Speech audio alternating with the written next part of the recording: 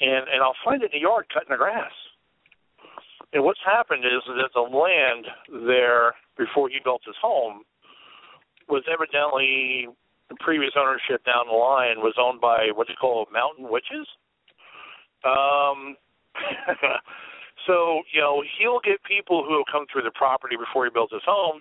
They pick up, little trinkets, a little this, a little that, and all kinds of really nasty stuff will follow them home. And they'll toss this rock or stick or something back on the land with apologies on it. It's not, gosh, I don't know how to say it without sounding sophomoric. It's just not cool. It's just not. It's like desecration of a sacred area. You just don't do it. Exactly. I thought you were going to bring up the P word. The P word. Provocation. No. We could talk about that too if you like. But gosh, it's really not a lot to talk about. Just don't freaking do it. That's just kind of, I worked with several mediums on our team and on our show. We work now with a total of 3, I think it is now. And in talking with them, they're very educationally bound people. They really want everybody to know the deal, the truth, what the dead happen to feel about how we're doing, how we're handling things. At the end of the day, years ago, one of the first ones I ever worked with told me point blank, he says, Rich, provocation is absolutely, A, not worthy of their time, B, absolutely disrespectful, and C, you'll get more not provoking than you will provoking. And he's 100% right. And I had to explain it to somebody on a tour once, and I said, here's a gig. Let's pretend for a moment, if you got a good imagination, let's pretend for a moment. Let's say you're a dead person. Now, according to my medium, the dead operate in a world where it's kind of like us on Demerol. Things are a little fuzzy, it's a little confusing, and they're dealing with that part of it already. Now, they've also had to deal with, might have been, a pretty nasty physical death, right? So they're dealing with that. Then they're dealing with their condition. Then they got some idiot stick now poking verbal sticks at them. Dance like a pony. Oh, my God. To bring their night to life, by calling names and chucking out insults. And he said, literally the dead just stand there and go, my God, are you serious? I'm gone. And you'll find out that a lot of people who provoke get one of two reactions. Either A, they'll get a violent reaction because you've pissed somebody off, or B, you'll get no reaction and you'll get less evidence. Yeah, you never really want to piss the spirit off, No. And honestly, we have gotten so much more evidence out of them by just being compassionate. Hey, look, I know this was rough on you, and I'm sorry.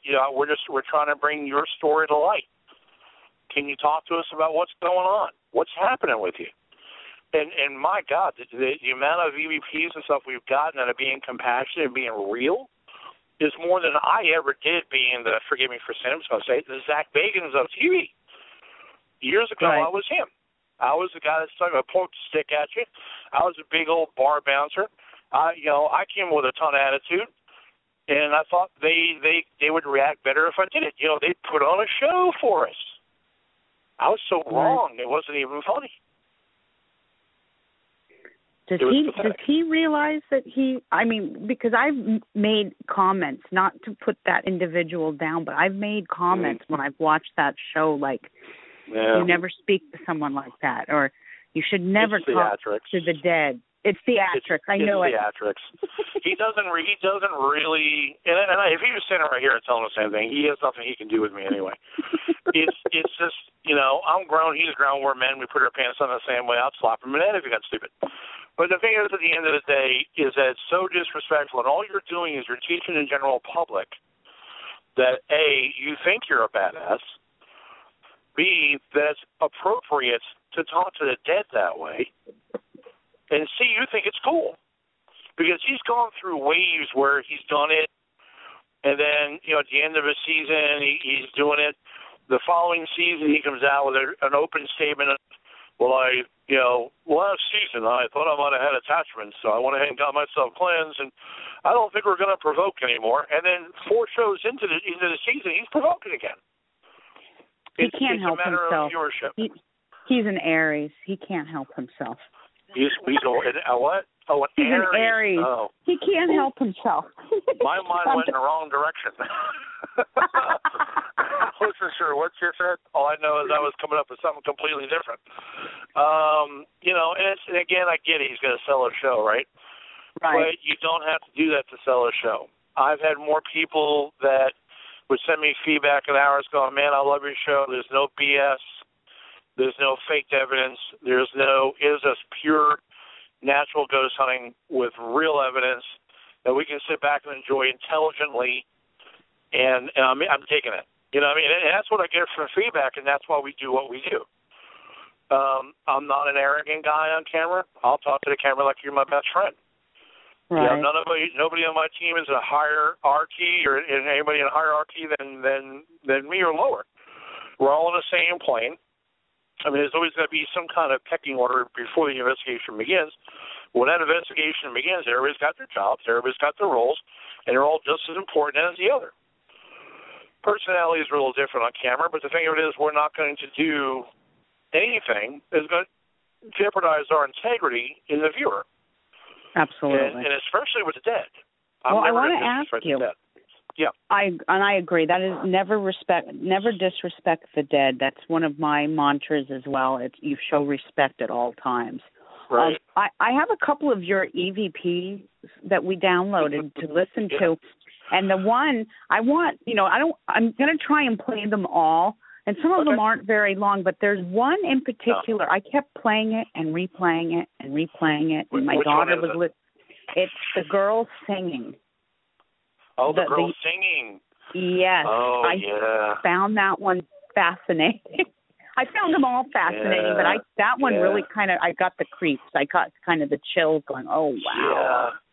Yeah. Explain that. I'll tell you. I'll give you the background on it before you play any of them. The one with the girl singing, we were in a place called the Thomas A. Berry House. That's another show that's a recent one done by our production company, and one of the first ones done by our production company is called the Thomas A. Berry House. And a medium that we're using for that one, his name is Mark. And he was telling us that there was a girl there.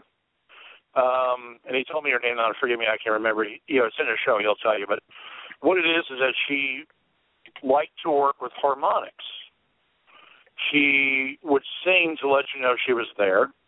She would sing to try to control the environment and keep it in a neutral, good vibration level.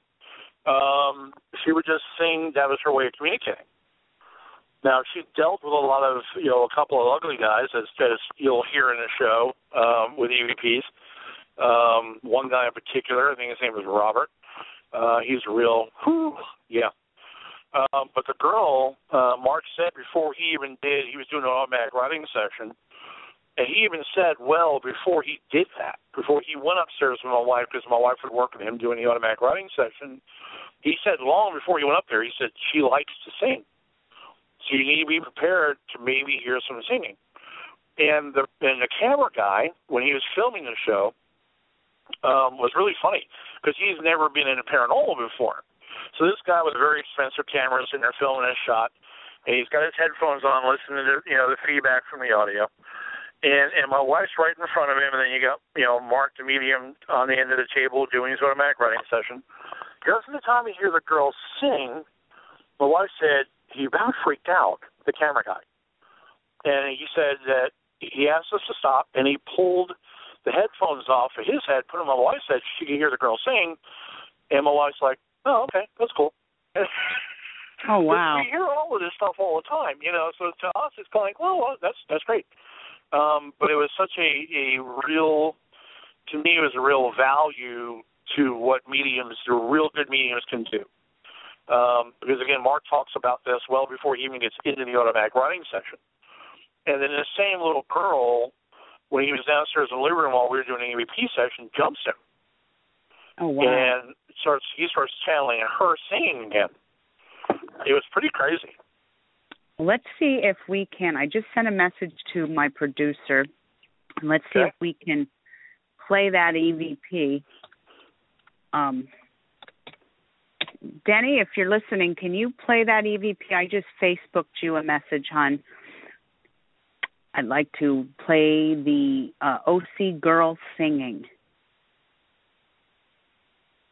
She can use my form to do the music, do the singing.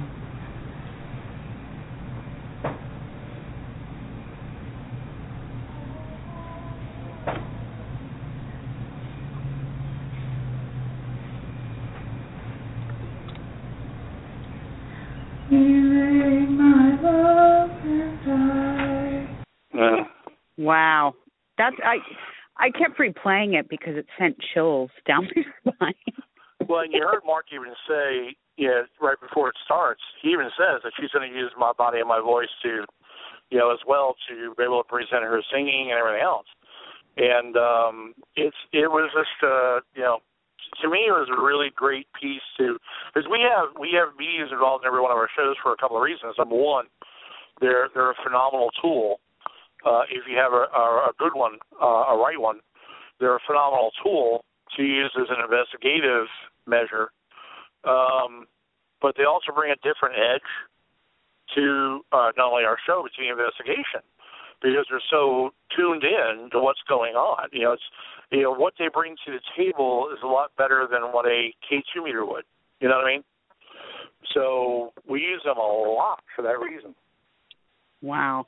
Well, I have another EVP that was kind of creepy in my opinion. That was the male saying, I can't remember what he was saying. I think he was saying he was a rock star or something. Oh yeah, I'm a rock star. Yeah. Yeah, maybe we can play Robert. that one. Like Robert?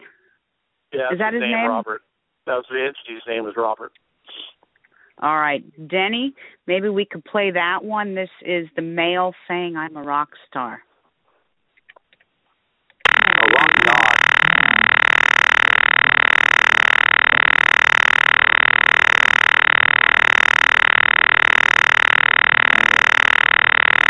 I don't think that one worked out.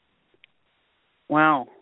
I don't think that one worked out. Did it? Nope, that didn't work out. I don't know why. But I'm sorry, it was rock god, not rock star. Yeah, rock god. Yeah, he thought a lot of himself. Yeah, I guess he did. Maybe he was. I mean, was he a musician in his life? Was he? No, he was just a smartass. He was one of those guys that when Mark was talking about him, he in life he was alive in the 70s. But he in death, and I've got to explain this I think a little bit further. I'm a real big proponent and believer of whatever you are in life, you're personified in death. What I mean by that is this: if you're a jerk in life, you're a superb jerk in death, because you now have more abilities to manipulate people and do things that you didn't have when you were alive. And that puts you on a whole next level of arrogance. And that's where this guy was. He was just on the next level of arrogance. And he was doing this stuff not thinking it was being captured. It was funny as a reporter that show at Monterey Berry House where we had a camera guy. We were in the living room, and he makes a mistake or he trips or something like that with a camera. And you actually hear Robert say, "Oh, Tori," and I'm like, I mean, it was Class A. It was Class A. And, we didn't try to respond to it because we were on camera, but you hear the spirit go, "Oh God, Tori." This is really funny. So yeah, he's a bit of a smartass, and that's really kind of where he goes in his afterlife. But it's just kind of one of those things where you'll have those. And, they live off of other people's energy, and they love screwing with people's decisions and whatever they can get to survive in the thermal energy they generate and scaring people, that's how they continue on. So that's really what he was trying to do. Well, some of spirits, I guess the more you get scared, the more they come at you, in some ways. Yeah, I think they can sense when there's a person, they can sense if someone walks in, who's going to be their target. Oh yeah. Because some are not as scared as others. I mean, right. Even myself, I've gone into places and it's like, oh boy, I know that the house was built on Native American burial ground. What am I getting myself into? But if I go into it